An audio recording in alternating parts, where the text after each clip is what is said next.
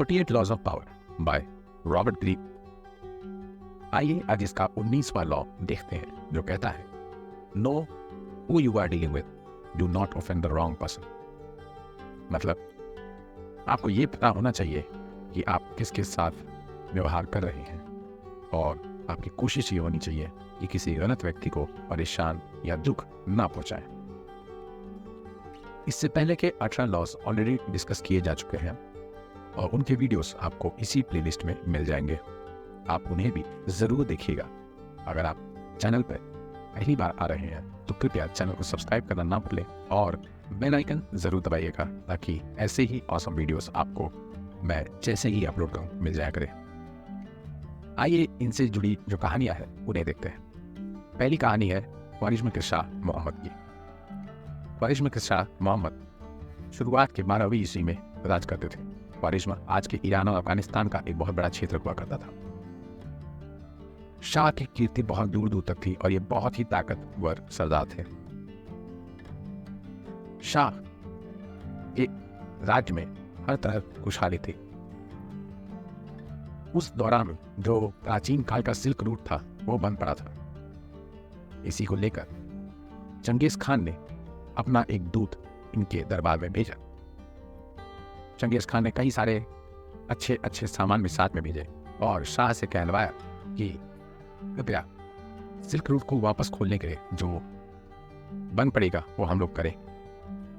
और उन्होंने ये भी कहा कि वो मोहम्मद शाह से सिल्क रूट के जो चुंगी वगैरह होगी उसमें से कुछ लगान इनको जरूर देंगे और साथ ही साथ दोनों भी राज्यों के बीच में शांति बनी रहेगी।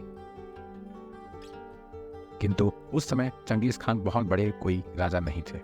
वो एक छोटे से कबीले के सरदार थे जिन्होंने काफी बड़ा हिस्सा हथियाना शुरू कर दिया था। इसलिए शाह ने उस दूत को भगा दिया और कहा कि मैं ऐसे छोटे मोटे लोगों से व्यवहार नहीं करता।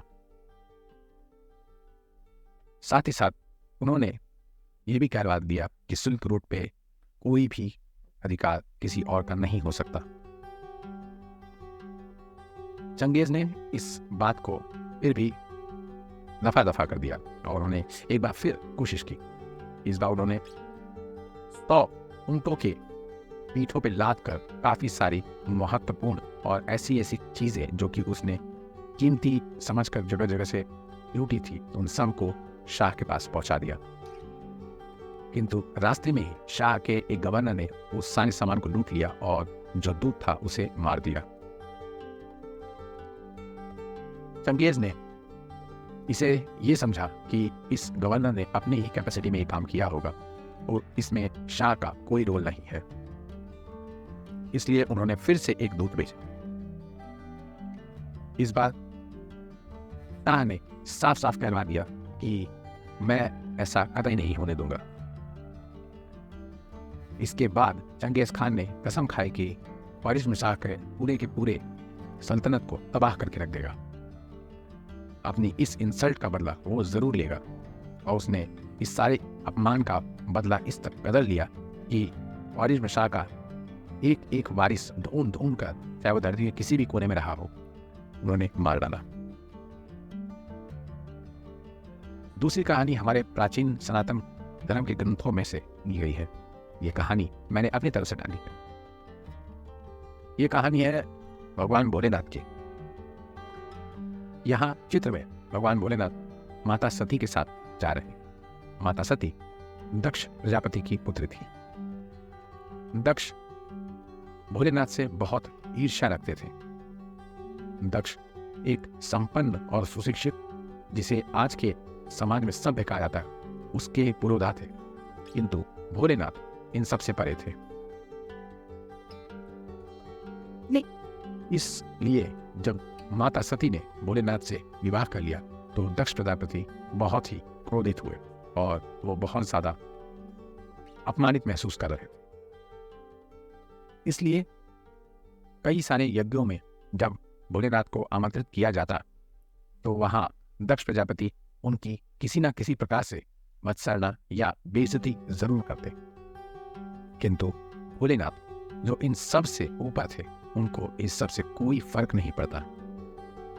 जहाँ छोटे से लेकर बड़े से बड़े देवता भी भोलेनाथ की पूजा करते, वहाँ दक्ष प्रजापति इसी दुख में, इसी क्रोध में जीते थे कि उनके इष्ट देव भी भोलेनाथ के पुजारी हैं।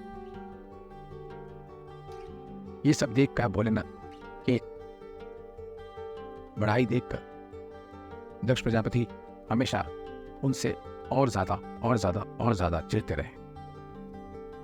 भोलेनाथ की इस तरीके की वाहवाही, प्रसिद्धि, कीर्ति देखकर दक्ष अपने आपे में नहीं रहे।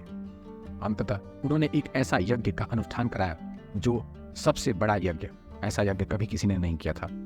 किंतु उन्होंने जानबूझकर अपनी पुत्री सती और अपनी जमाता भोलेनाथ को नहीं बुलाया। सभी देवतागण, छोटे से छोटे ऋषि, बड़े से बड़े देवता सब वहां पे आए। नाग, किन्नर, यक्ष, दानव सब वहां पे आए, लेकिन भोलेनाथ को नहीं बुलाया गया। बाद में वहां पे हुए जो अपमान हुए, उसकी वजह से सती माता ने देहांत कर लिया, जिसके चलते भोलेनाथ ने अपना सबसे विभत्स रूप वीरभद्र को भेजा।